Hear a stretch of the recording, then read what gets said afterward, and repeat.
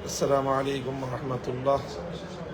الحمد لله رب العالمين، والصلاة والسلام على سيد المرسلين وعلى آله وأصحابه ومن تبعهم ودعا بدعوتهم إلى يوم الدين. أما بعد, অত্যন্ত ভারাক্রান্ত হৃদয় নিয়ে আজকে জরুরি এই মুহূর্তে খুব সংক্ষিপ্ত কিছু বক্তব্য তুলে ধরার জন্য লাইভে আসলাম।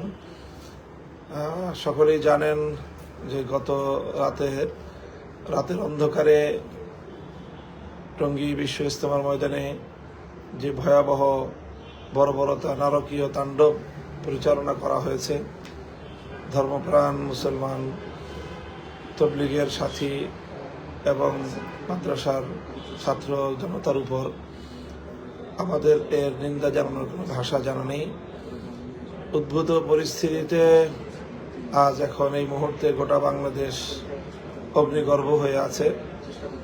সারা দেশের সকল মাদ্রাসা ছাত্র জনতা এবং যে দুঃখ কষ্ট যে ধুমায়িত হচ্ছে, এই সব কিছু পরিস্থিতিকে সামনে রেখে এই মুহূর্তে আমরা সকলেই কাকরাইল মসজিদ, গত রাত্রে আমরা কাকরাইল মসজিদে ছিলাম। এখান থেকে আমরা প্রশাসনিক লোকজনের সঙ্গে যোগাযোগ সহ বৈষম্য বিরোধী ছাত্র আন্দোলন নেতৃবৃন্দ সহ আমরা সারা রাত এখানে বিনিদ্র রজনী কাটিয়েছি। আমরা এখান থেকে সংবাদ পেয়েছি যে কিভাবে তবলিগের বিশ্ব ইজতেমার মাঠে 2018 পয়লা ডিসেম্বরের মতো আবারও 2024 সালের 18 ডিসেম্বর আবারও একই ধরনের ভয়াবহ ও দুঃখজনক পরিস্থিতি তৈরি করা হয়েছে। এই পরিস্থিতিতে আমরা কাকরাইলের মুরব্বী সহ ওলামায়ে কেরামের পরামর্শক্রমে আজকে সকাল বেলা 11টায় কাকরাইল মসজিদে ওলামায়ে কেরামের ওলামা সম্মেলন আহ্বান করা হয়েছে। এই ওলামা সম্মেলনে উপস্থিত হওয়ার জন্য ঢাকা এবং ঢাকার আশপাশের সকল আলেমদেরকে আমরা আহ্বান জানাচ্ছি। আলেমরা এখানে বসবেন, তারা পরিস্থিতি পর্যালোচনা করবেন এবং দেশ এবং জাতির উদ্দেশ্যে পরবর্তী করণীয় সম্পর্কে তারা দিক নির্দেশনা দিবেন।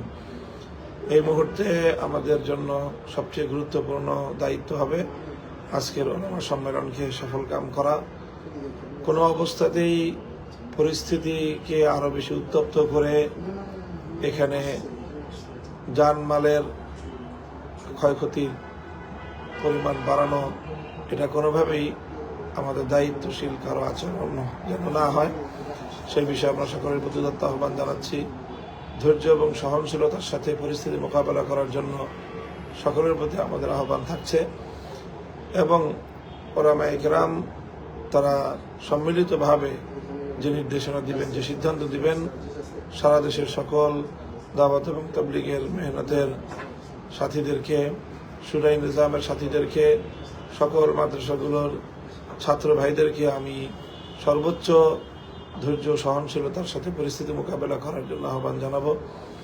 যেমনিভাবে গত কিছুদিন পূর্বে ইসকনের উগ্রবাদী কর্তৃক আমাদের চট্টগ্রামের আইনজীবী আদালতের সাইফুল ইসলাম আলিফ ভাইকে শহীদ করে দিয়ে তারা চেয়েছিল ঘোলা পানিতে মাছ শিকার করে বাংলাদেশের মধ্যে একটি সাম্প্রদায়িক দাঙ্গা তৈরি করার।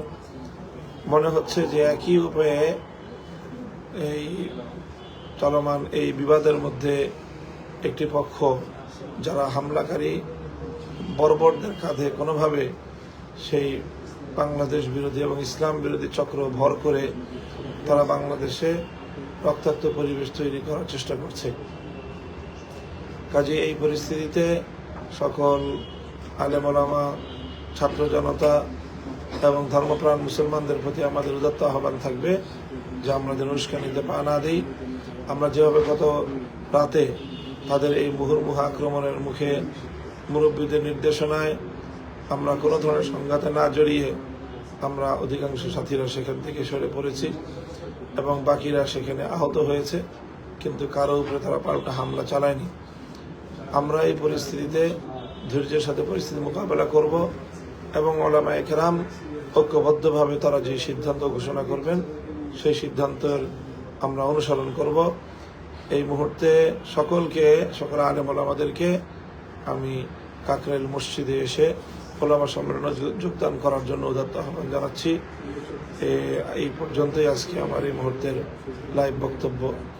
সকলে এই বক্তব্যটি শেয়ার করে অন্যান্য আলেম ওলামাদের সকলকে কাকরাইল মসজিদে জমায়েত হওয়ার জন্য দাওয়াত পৌঁছে দিন। আসসালামু আলাইকুম ওয়া রাহমাতুল্লাহি ওয়া বারাকাতুহু।